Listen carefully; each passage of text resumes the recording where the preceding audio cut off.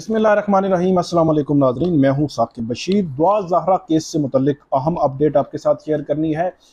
जो तफ्तीशी है, जो तफ्तीश हुई है, जो तहकीकात हुई हैं, उस पर बड़े अहम सवालात उठा दिए हैं दुआ ज़हरा के वालिदैन के जो वकील हैं जिब्रान नासिर ने।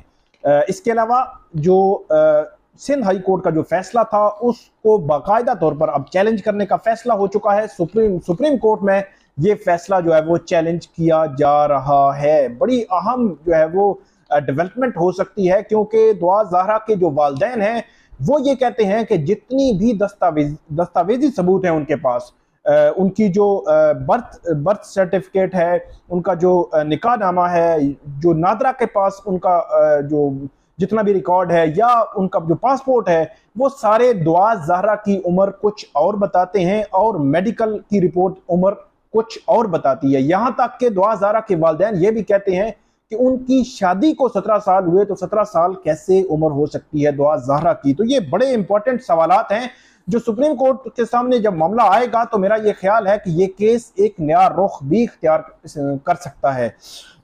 इस दोनों टॉपिक पे बात करेंगे। एक तो जो तहकीकात पर सवालात उठाए हैं वो बड़े अहम नौइयत के हैं, बड़े अहम उनके एंगल्स हैं।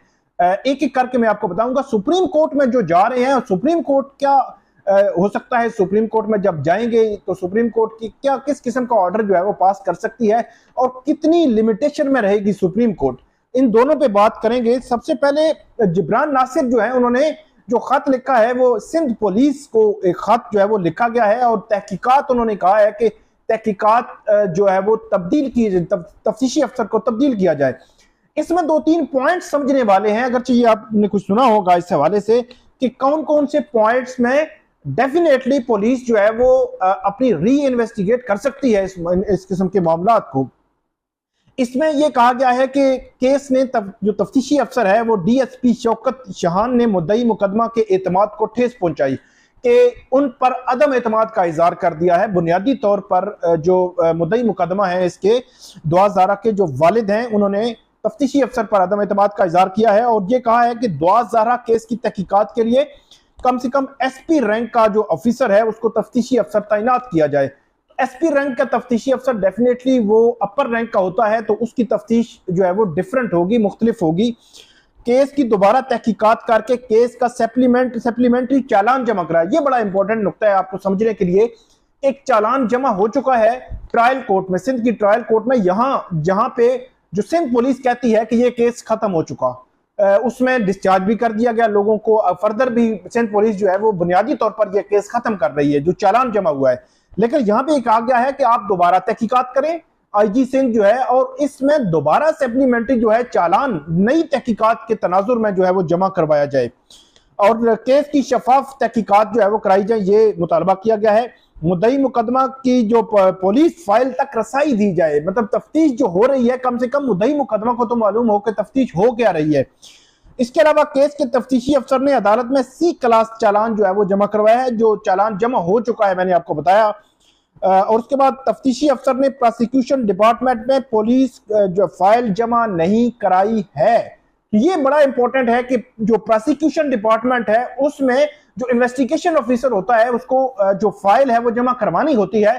तो ये बड़ा अहम नुकता उठाया गया है, जो पुलिस मिस कर रही है कि पुलिस ने वो फाइल जमा ही नहीं करवाई, जो तफ्तीशी अफसर है उसने। उसके बाद ये कहा जा रहा है कि तफ्तीशी अफसर ना तजर्बाकार है और मुद्दई मुकदमा को जो है वो गुमराह कर रहा है। और इसके अलावा यह भी कहा गया है कि चालान में नहीं बताया गया कि तफ्तीशी अफसर ने दुआ ज़हरा का 161 का बयान रिकॉर्ड किया है, कि जो बयान पुलिस के सामने होता है जिसको 161 का 161 का बयान कहते हैं। इससे मुतल्लिक जो खत लिखा है जिब्रान नासिर जो वकील हैं दुआ ज़हरा के वालिद के, तो उन्होंने ये सवाल उठाया है कि तफ्तीशी अफसर ने अपनी तफ्तीश में ये नहीं लिखा कि 161 का बयान जो है वो क्या रिकॉर्ड किया है दुआ ज़हरा का। लेकिन इसी के साथ मैं आपको बता दूं कि जो सिंध हाई कोर्ट में मामला चल रहा था, तो सिंध हाई कोर्ट में दुआ ज़हरा ने ऑन ओथ एक स्टेटमेंट दी थी, जिसके हवाले से सिंध हाई कोर्ट ने कहा था कि ये जब चालान जमा हो ट्रायल कोर्ट में तो उसी के साथ इसको भी नत्थी किया जाए। तो आखिरी इत्तला तक पुलिस ने वो नत्थी किया हुआ है चालान के साथ। उसके बाद ये कहते हैं कि मुल्ज़म ज़हीर से कोई तहकीकात नहीं हुई। तो ये दूसरा, एक तो वो कह रहे हैं कि पुलिस फाइल आपने जमा नहीं करवाई, दूसरा मामला कि 161 का बयान से मुतल्लिक आपने नहीं बताया, और तीसरा इंपॉर्टेंट पहलू कि ज़हीर से कोई तहकीकात इस हवाले से नहीं की गई। तो ये बड़े इंपॉर्टेंट पॉइंट है। तीन मेजर जो उन्होंने सवाल उठा दिए हैं पुलिस की तफ्तीश पर कि तहकीकात नहीं हुई ज़हीर से। उसके अलावा ये कहते हैं कि तफ्तीशी अफसर ने तहकीकात मुकम्मल किए बगैर ही जो केस का चालान जमा कर, चालान जब जमा होता है तो हमेशा से केस की तहकीकात एक हद तक जो है वो मुकम्मल हो जाती हैं, उसके बाद जो है वो चालान जमा होता है।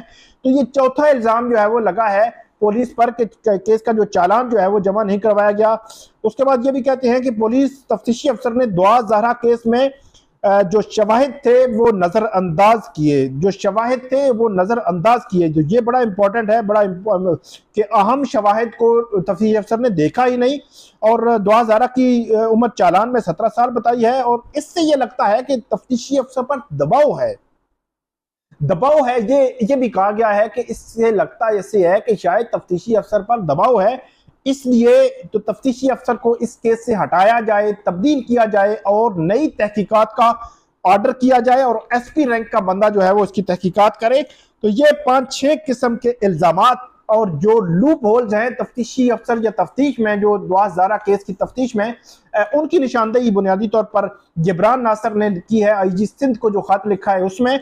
दूसरा मामला जो दुआ ज़हरा के वालिदैन हैं वो अब सिंध हाई कोर्ट के फैसले के खिलाफ सुप्रीम कोर्ट में जा रहे हैं।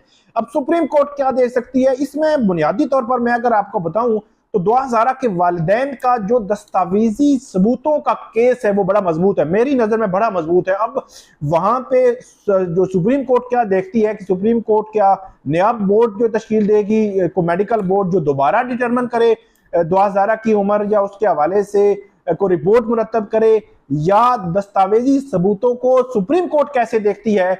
और जो सिंध हाई कोर्ट का जो फैसला है, क्या सिंध सुप्रीम कोर्ट उसके फैसले के खिलाफ इंटरटेन करेगी या इनको कहेगी आप ट्रायल कोर्ट में ही जाएं, और हम ट्रायल कोर्ट को डायरेक्ट कर देते हैं कि trial court with in month इसका जो है वो फैसला करे। तो दो तीन इसमें ऑप्शंस होते हैं। नंबर 1 ऑप्शन ये है कि सुप्रीम कोर्ट ये कह सकती है कि आप ट्रायल कोर्ट में जाएं, हम ट्रायल कोर्ट को डायरेक्ट कर रहे हैं कि वो आपके फैक्चुअल डिस्प्यूट्स को देखकर फैसला करे। 2-3 मंथ का, 2 मंथ का भी टाइम बाजू का सुप्रीम कोर्ट दे देती है। दूसरा, सुप्रीम कोर्ट खुद से जो है वो एक मेडिकल बोर्ड नया कॉन्स्टिट्यूट करवा के और यह कहे कि इसकी दोबारा रिपोर्ट लेके आए और जो है वो सीनियर डॉक्टर्स पर वो मुश्तमिल हो। तीसरा मामला ये है कि सुप्रीम कोर्ट इस स्टेज पर इनकी जो है वो एप्लीकेशन को एंटरटेन ना करे। तो ये मुख्तलिफ चीजें हैं, देखते हैं कि बड़ा अहम केस है और बड़े अहम पॉइंट्स उठाए गए हैं दुआ ज़हरा के वालिदैन की जानिब से भी, और दीगर चीजें भी जो सामने आ रही हैं। देखते हैं कि अब सुप्रीम कोर्ट इस मामले को कैसे देखेगी। आईजी सिंध को जो खत लिखा गया है, आईजी सिंध क्या करते हैं वो भी जो अपडेट होगी वो आपके साथ शेयर करेंगे। नाजरीन, इस वीडियो पे आप फीडबैक जरूर दीजिएगा और कमेंट जरूर कीजिएगा। बहुत शुक्रिया।